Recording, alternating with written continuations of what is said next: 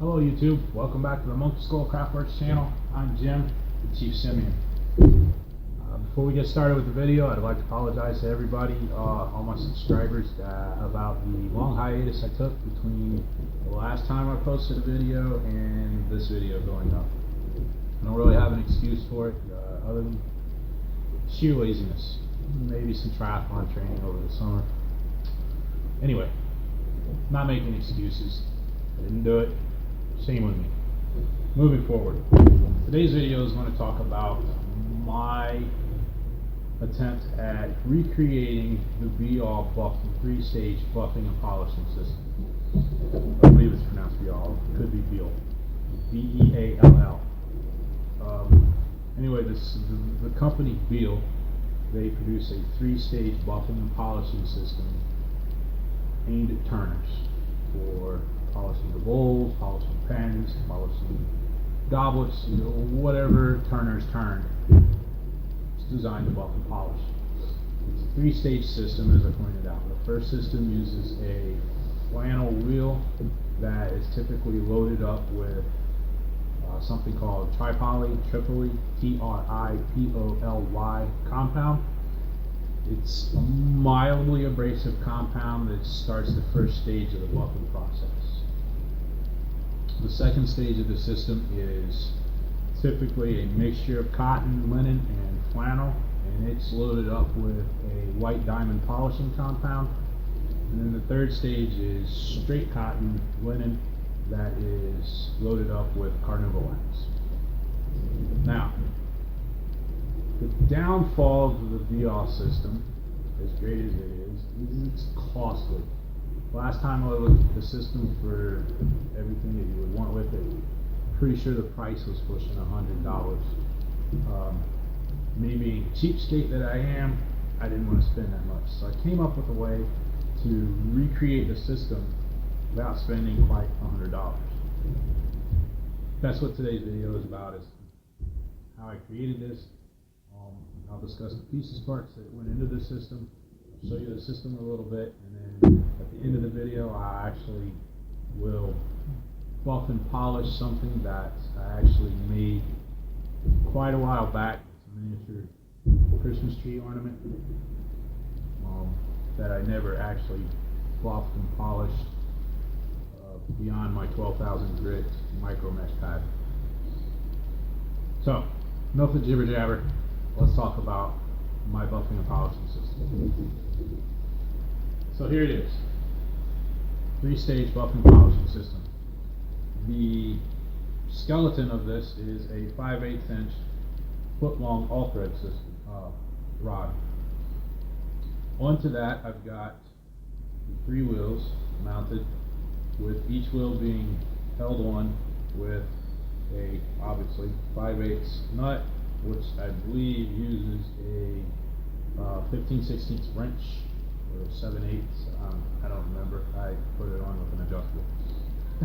Anyway, you get the for each wheel you got the 2 nuts, and then you also got 2 5/8 washers. You want the larger washers, like you see here, so that you get a good seat holding surface up against the wheels. Now, the wheels, I got them at Lowe's, along with actually all the hardware for this, except for the piece of wood on the end. We'll discuss the piece of wood on the end here in a minute. The wheels, as I said, Cobalt 2-piece buffing wheel system, a buffing and polishing wheel set. Comes with the yellow wheel, which is the flannel wheel, and it also comes with the white wheel, which is the cotton wheel. So you're going to need 2 of these, and I believe they were $10 a piece. The all thread, I believe, was, I'm pretty sure it was under $5, and then I know I spent less than, I think it was like 75 cents a piece for each of the 6 nuts, and then I don't know, $1/4 a piece for the washers.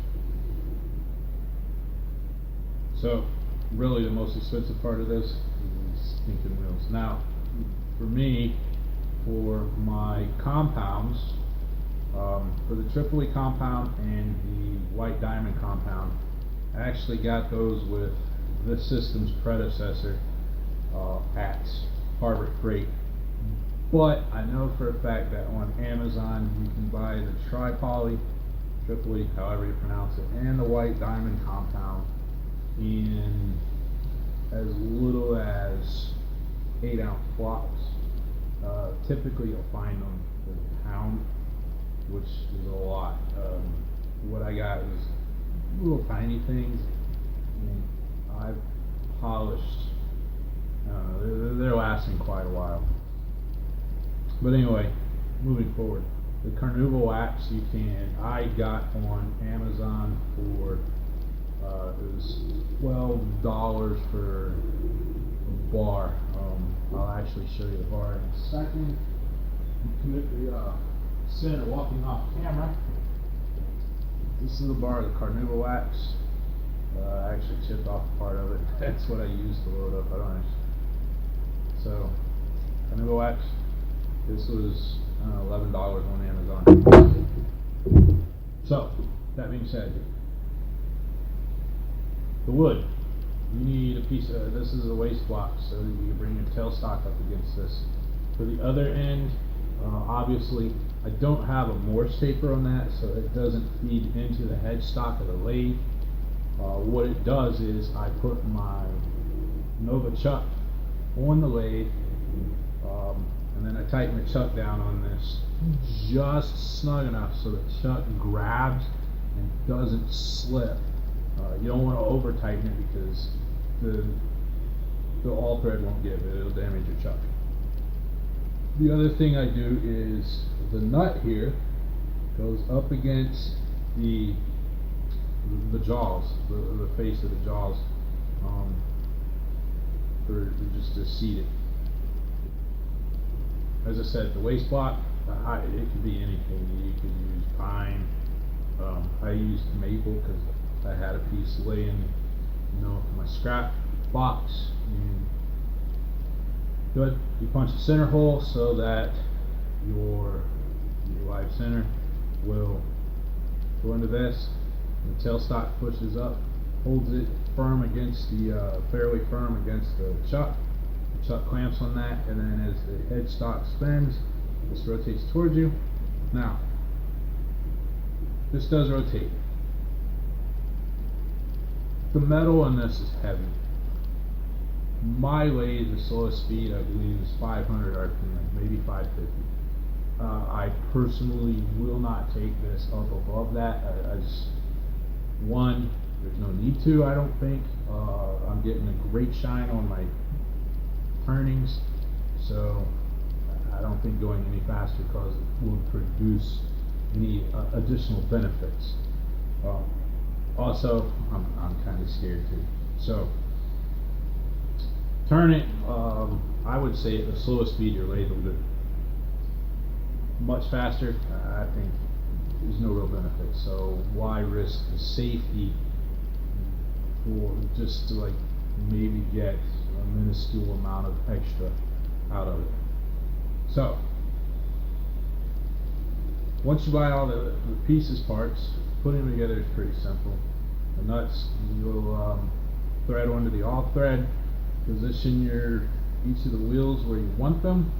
I've got mine, well, I didn't measure, they're 3 fingers apart. This is how I figured out how to put them on here. For the most part, the wheels are spaced just far enough apart where I don't have any issues while I'm buffing a piece against the wheels that I make contact with the wheels a whole lot. Even if I did, it's cotton. It doesn't hurt. It probably would if it flew at you, but not if you just rub up against it. Now, when this thing is running, one thing you do have to be careful of. If you're doing what I do, which I hold the piece and I buff it out on here. Be careful where you position it and make sure you keep a tight grip on the piece, otherwise it's going to go flying and then all your work will be for naught. One of the YouTubers I like watching, Zach Higgins, he has this buffing system and he uses it on a lot of his pens. He actually created himself sort of like a wand, if you will, that he puts his turned out pens when he goes to polish them. He'll put this on his little wand and use the wand to basically rotate the piece on each of the buffing wheels. It's pretty amazing. I tried making myself one the other day out of some scrap wood, but I only found a piece of scrap wood about that long, and then I started turning it down. I was like, well, I want this to do my Wall Street 2 pens as well as my Junior Gentleman pens and my cigar pens and my slim lines. So it got really narrow and part of it broke off. So pretty sure all it's good for now is Wall Street 2 pens. But hey, actually, I think it'll also still do cigar pens, but that's neither here nor there. I used it for a little bit, actually got upset with it, and just started using my hands. But the point of that is, you want to be careful when you bring it up against the buffing wheel, because if you put it up on top of the buffing wheel, the wheel is coming towards you, it can grab the piece and throw it away. I try to go down a little bit low because it gives me a little bit more grip on it. And it feels as though the wheel is tugging at the piece less when I work it down low. So, that's the system. As I said, I'll try to put some links for the materials down below to let you know how much this costs. Certainly you could probably find all this on Amazon and have it shipped to you, or just go to Lowe's like I did, or even Home Depot. So, enough of that jibber jabber. Let's go see this on the lathe and polish something up so you can actually see it in action. Alright, so here we are. I'm at the lathe. I've got the system chucked up to the lathe and ready to show you what I'm talking about. The piece I'm going to buff today, like I said, is this little Christmas ornament thing. I never got around to buffing and polishing. I made this before I built the polishing system. This thing was buffed out using up to my 12,000 grit micro mesh pack. So I'm going to show you how to buff this with 3-stage wheel. Enough with the jibber jabber. Watch this. So this is the wheel chucked up. You probably can't see. Got the chuck here, waste block, tailstock comes into it.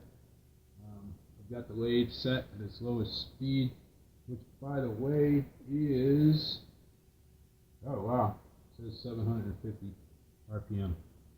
So I would recommend turning as low as 500. Anyway,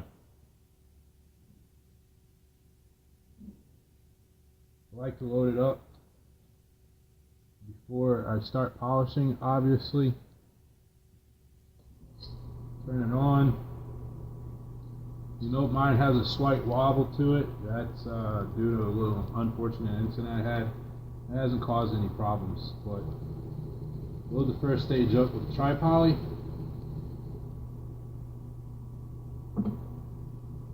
Load the second stage up with a white diamond.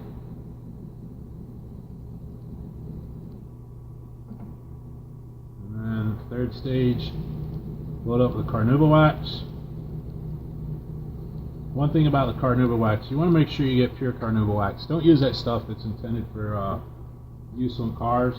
The stuff they use on cars got a lot of other stuff mixed into it, a lot of petroleum stuff, particles and whatnot. So with the buffing wheel, just, like I said, go ahead and just first stage, buff that out.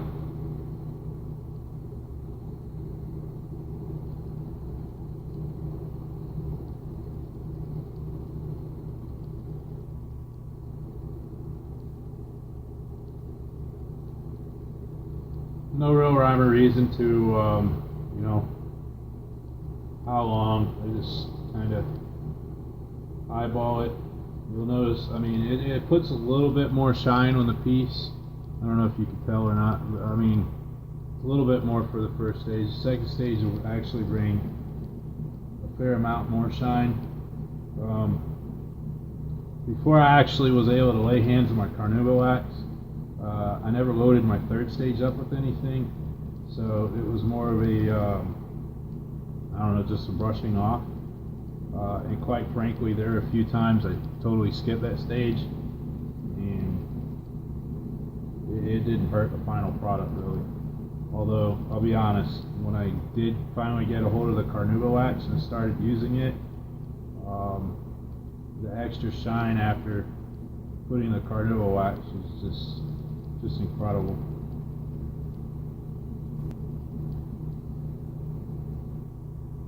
I don't know if you could tell, but you know, it's already got a beautiful shine, and that's after the second stage. And then we'll go ahead and do the final stage.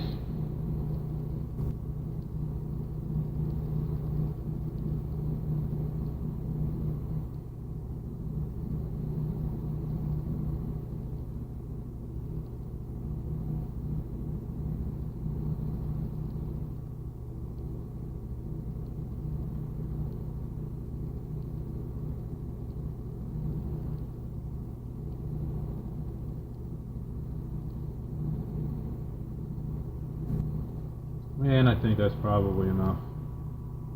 This actually looks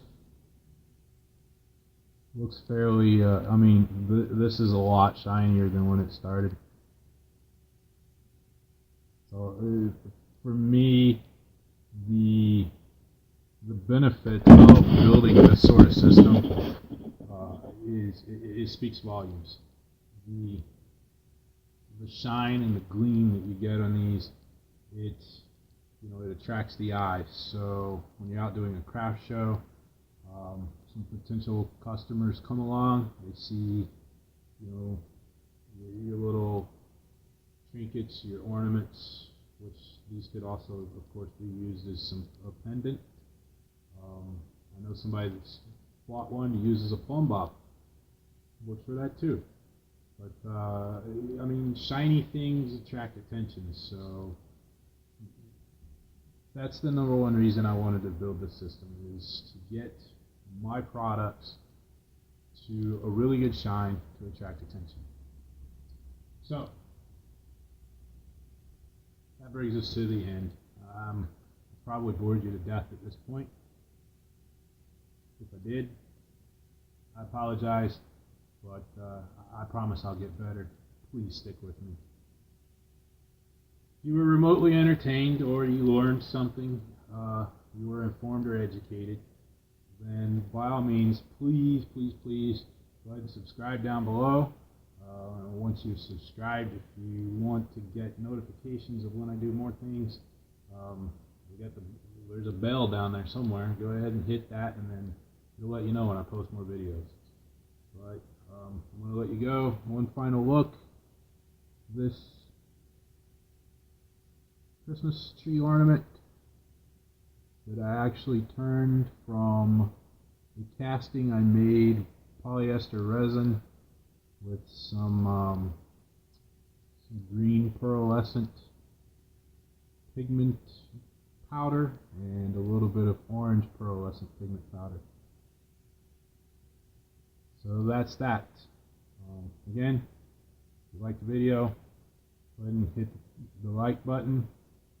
If you like what you've seen of my fledgling channel so far, go ahead and subscribe and hit the bell if you want to be notified of any new videos. Until the next time, I'm going to get out of your hair and go away.